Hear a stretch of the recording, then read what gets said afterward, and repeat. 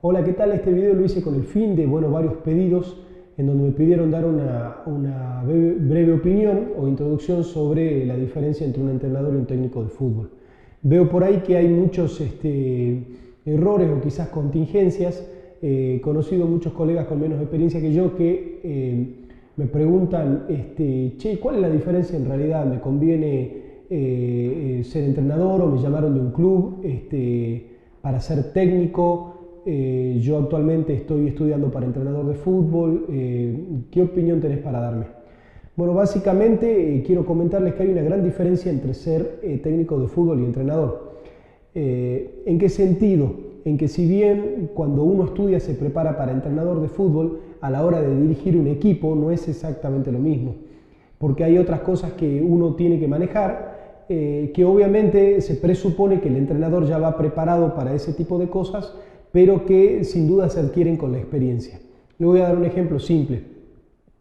Básicamente, cuando uno es entrenador, uno tiene a su alcance muchas herramientas para poder, sobre todo cuando es entrenador en fútbol formativo, tiene muchas herramientas a su alcance para poder hacer que el niño trabaje de cierta manera.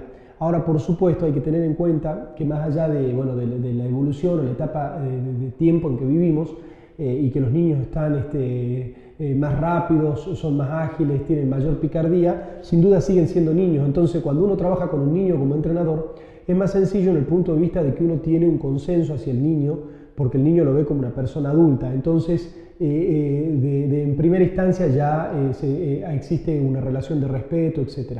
Esto cambia mucho en los planteles de fútbol. ¿Por qué? Porque lamentablemente el jugador, sobre todo el jugador en gran medida latinoamericano, de aquí de Latinoamérica y de aquí de Argentina sin duda, tiene una personalidad muy fuerte, y normalmente esa personalidad es la que por ahí los lleva dentro del ámbito futbolístico, dentro del campo de juego, a subsistir, ¿no? A sacar adelante resultados, a sacar adelante situaciones personales que lo tienen en desventaja. Entonces, ese mecanismo que adquirió durante toda su formación hace que sea difícil tratar con él. Es por esto que cuando uno es técnico de fútbol o cuando uno va a ser director técnico de un equipo, tiene que tener en cuenta que va a tener que tener un mayor conocimiento o hacerse de más experiencia en diferentes lugares para poder manejar las situaciones tanto individuales como grupales. Miren, hablando en un lenguaje mundano, se dice mucho que los jugadores te cuentan las costillas, que básicamente un jugador pregunta o un jugador se indaga a él mismo quién me está hablando, por qué me está hablando, qué sabe, qué me puede enseñar esta persona.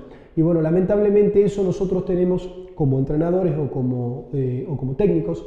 Tenemos dos formas de demostrarlo. Una es nuestro conocimiento en base al trabajo, lo cual es un porcentaje, pero hay un porcentaje que es inmanejable, que es nuestra reputación como exjugador o como técnicos, dónde hemos dirigido, dónde hemos jugado. Y bueno, lamentablemente ese es un palo en la rueda para muchos profesionales. ¿Por qué? Porque, por supuesto, vamos a dar un ejemplo muy claro.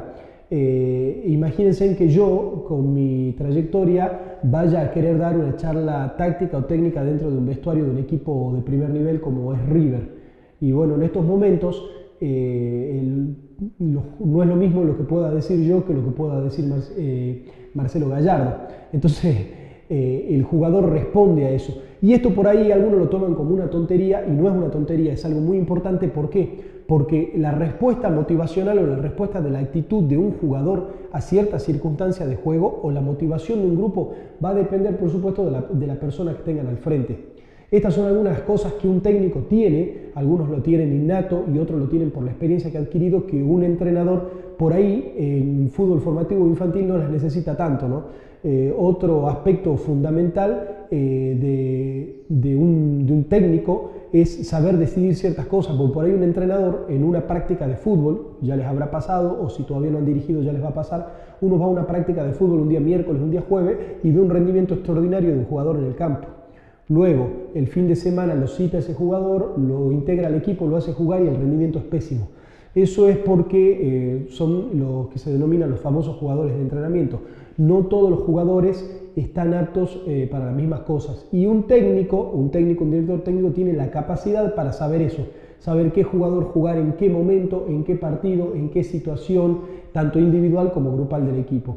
Eso es básicamente algo que favorece, o ese es el punto clave, el rendimiento de un equipo, ¿no? Pero bueno, lamentablemente eso son cosas que uno los puede ver con la experiencia, si uno jugó en equipo, si uno jugó de manera profesional o no, y si no lo hizo, lamentablemente va a tener que nutrirse o va a tener que colaborar con profesionales de otro nivel para empezar a darse cuenta de estas cosas y para poder uno empezar a generar su camino, que luego será el consenso de los jugadores.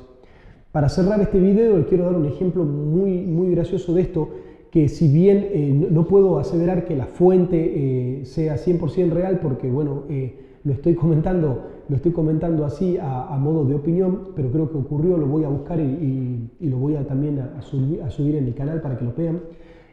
Hace poco tiempo, parece ser que Ariel Ortega, que fue un exitoso jugador de River, pero ya de otra década, no de los niños de esta década, o sea, los niños que hoy tienen 12, 13, 14 años no lo han visto jugar a Ariel Ortega.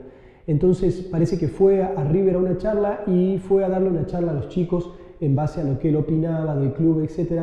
Y parece que uno de los niños de River le preguntó quién era él, dónde había jugado. Yo me acuerdo cuando yo llegué en los primeros días de entrenamiento con los chicos, pues la mayoría son del interior. Y me preguntan, che, si vos jugaste en algún lado así, no. Che, vos jugaste así en algún lado. No, yo llegué hasta la cuarta, quinta, no. Y me fui. A los 2 días cuando fui a entrenar otra vez. Ya te habían Mentira, es buenísimo. Y cosas así, viste, ahora tengo una relación con los chicos que te dicen la verdad, aparte te dicen la verdad. Eso demuestra básicamente cómo hasta incluso un niño de esa edad, que ya está en etapa prejuvenil, está al fin de la etapa infantil, cómo puede darse cuenta él de quién proviene el mensaje. Y cómo lo toma él al mensaje o cómo responde a su mensaje va a depender de cómo se diga y de quién venga. Estas son las dificultades con las que trabaja un técnico, que un entrenador por ahí no, menos si es en fútbol formativo. Así que a la hora de decidir si van a agarrar un equipo para dirigirlo, etc., tengan en cuenta estas situaciones. ¿Por qué? Porque los van a hacer pasar malos momentos y hay un dicho que dice que no hay una segunda oportunidad para dar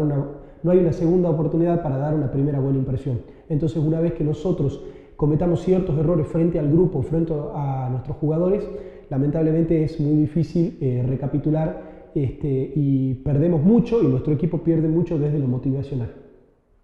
Bueno, les agradezco, como siempre, les deseo paz y nos estamos viendo.